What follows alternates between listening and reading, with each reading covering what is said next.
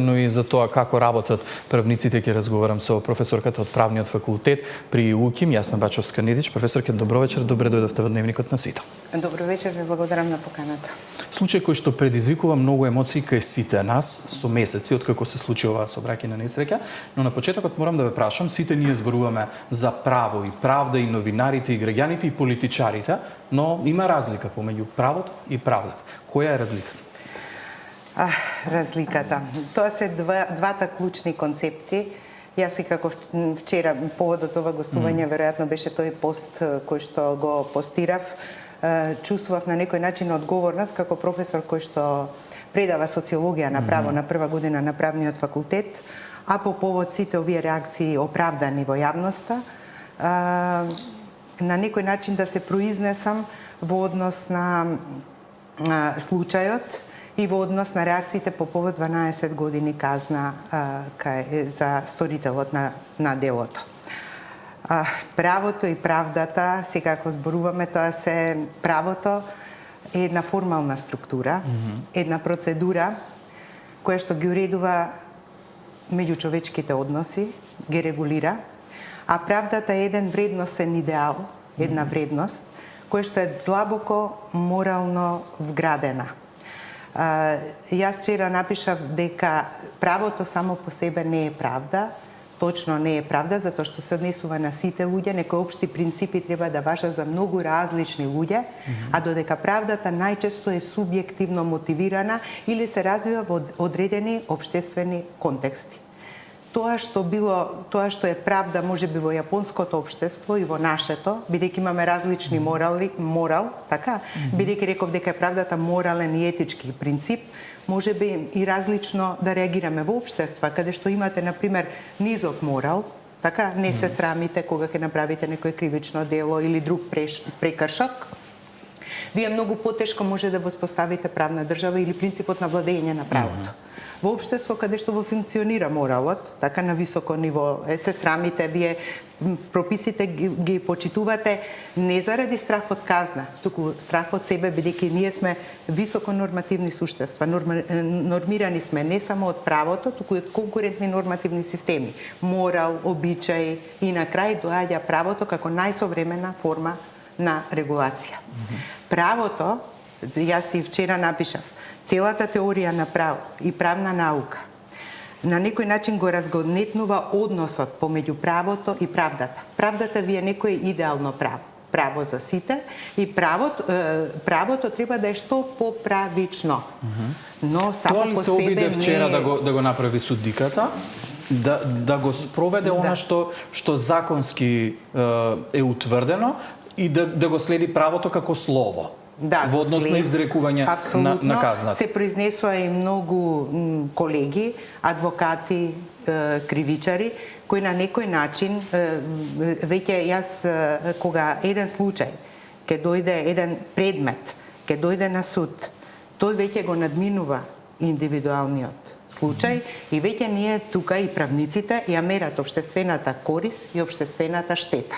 Веќе тој случај го ставаат во правни рамки, го компарираат со други такви случаи, судска пракса, нели, на нашите судови, и покрај тоа што судската практика во континенталниот систем не е примарен извор на правото, но таа е голем коректив кога во случај на правни празнини, во случај на предвидливост, нели, нуди некоја предвидливост во решавањето на случаите.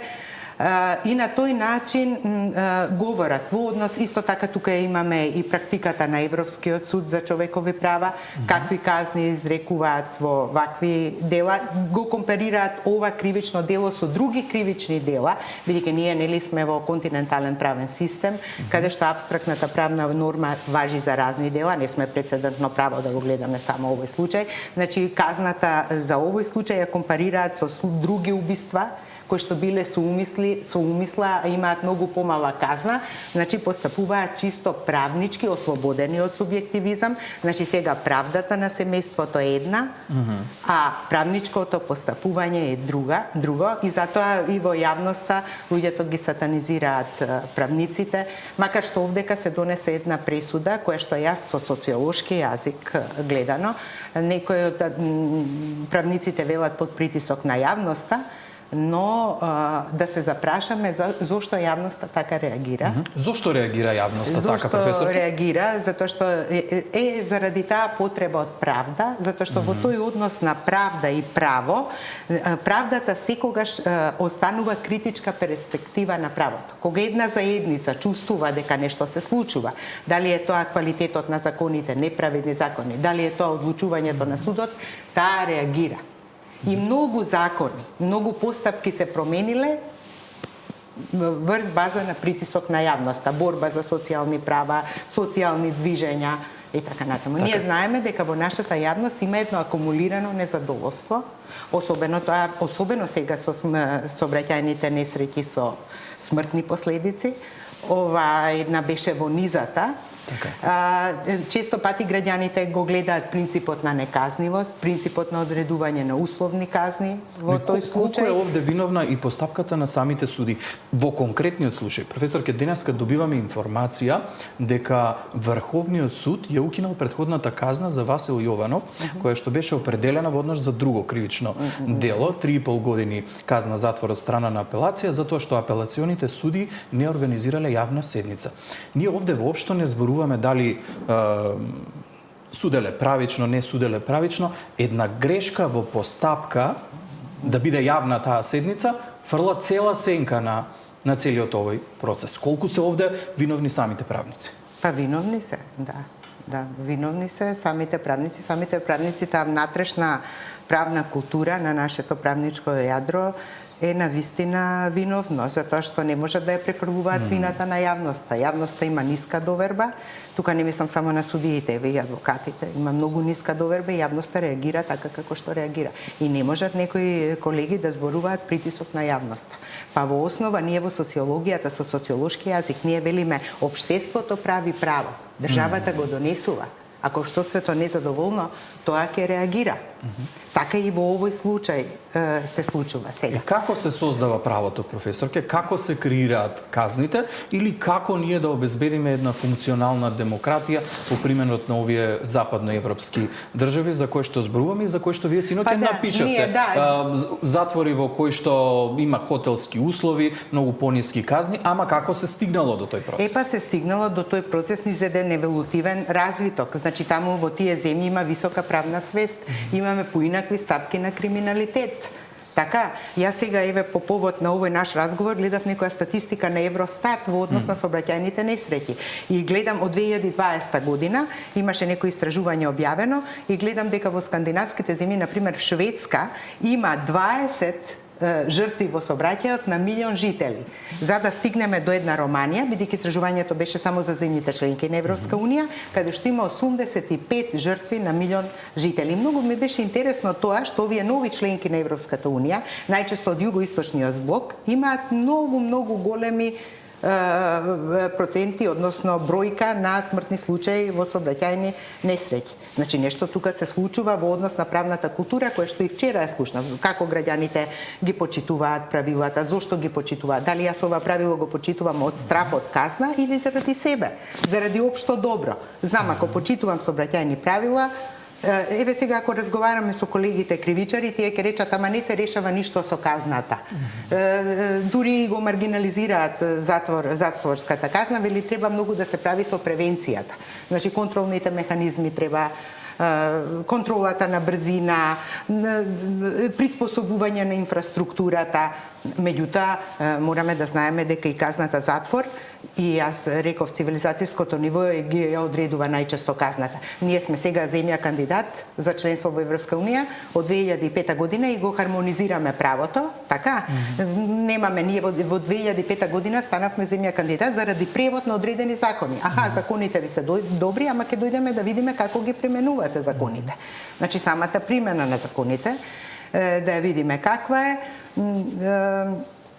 Така што во однос на одредувањето на казните треба да се одредуваат и во одреден општествен контекст. Затоа што затворот, еве како казна, освен што има ретрибуција, одмазда, има и превенција. Таа превенција може да биде специјална, кога го затворате еден извршител на кривични дела за да тој понатаму не прави кривични дела, но таа превенција може да биде и генерална, кога ги заплашувате другите, дајте ова веќе да не се случува.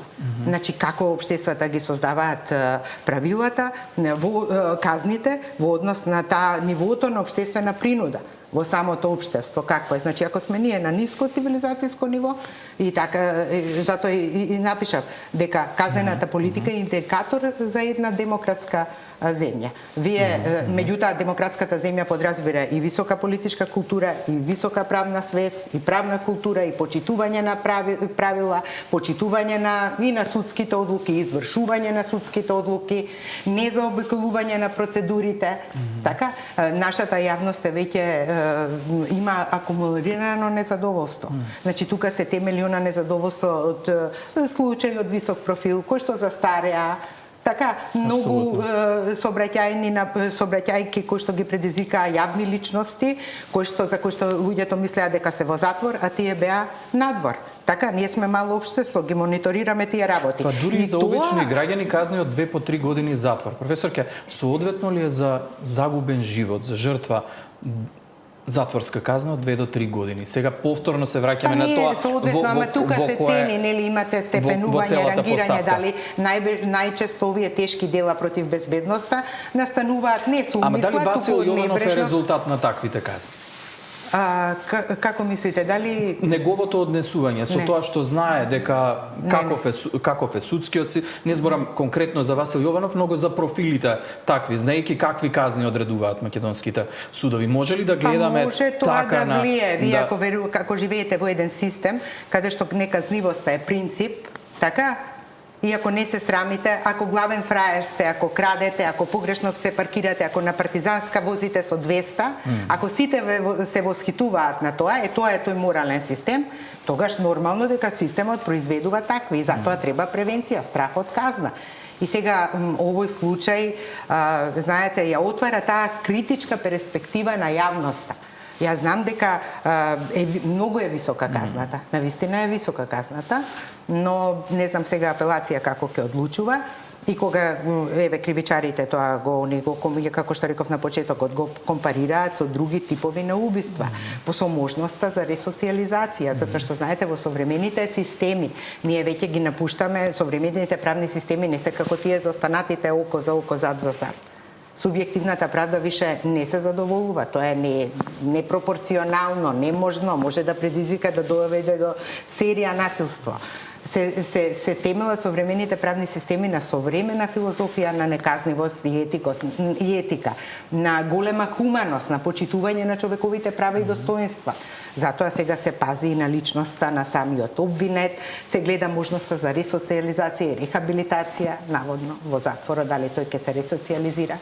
Луѓето криминолози не веруваат баш во таа ресоциализација, пошто истражувањата покажуваат дека многу тешко оди таа ресоциализација, затоа имаме и такво третирање на затворската казна, дури во некои криминолози се залагаат за укинување на затворот како таква мерка, особено во некои ненасилни кривични дела, па заменување со некои алтернативни казни, работа, општествено корисна работа, домашни притвори и така натаму. Професорке, многу разбирлива е реакцијата на родителите и она што го случува, што го гледаме. Да, и јас сите сакам ние да изразам сочувство со тоа и ние како родители сме целосно во случајот. Целосно во случајот. Од една страна се плашиме нашето дете да не биде Фросина, од друга страна се плашиме нашето дете да не биде Васо. Значи тоа се притисоци од двете страни. Имаме еден висок степен на емпатија за семејството. Меѓутоа и семејството на некој начин треба да покаже сега една разбирливост. Тоа е премногу тешко за тоа семејство. Меѓутоа нека им биде утехата дека тие можат да бидат една мисија понатаму за поголема правда и за на некој начин поинакво третирање на овие случаи. Уште еден многу потежок случај не очекува во судска процедура, тоа е трагедијата во Кочани. Колку ова може да биде подготовка за она што не очекува од тој судски процес, кој што ќе биде веројатно уште потежок? Тој ќе биде многу потежок и во правна смисла на зборот, во однос на докажување на вина. Гледате случајот и се политизира и така натаму. И навистина тука треба сега правниците, судиите, целата правничко јадро да покаже една одговорност, но и институциите, нели? Гледаме една слична состојба како се реперкуираше во Србија. Тоа беше исто, нели, слично е во однос на одговорноста на државата, корупцијата. Така што тука институциите пред се државата треба да даде една логистичка подршка за една фер процедура и утврдување на вина. Меѓутоа, тука навистина ќе биде една тешка постапка и процедура. Тест за сите. Да. Професор, ќе ви благодарам многу за гостувањето. Ви благодарам.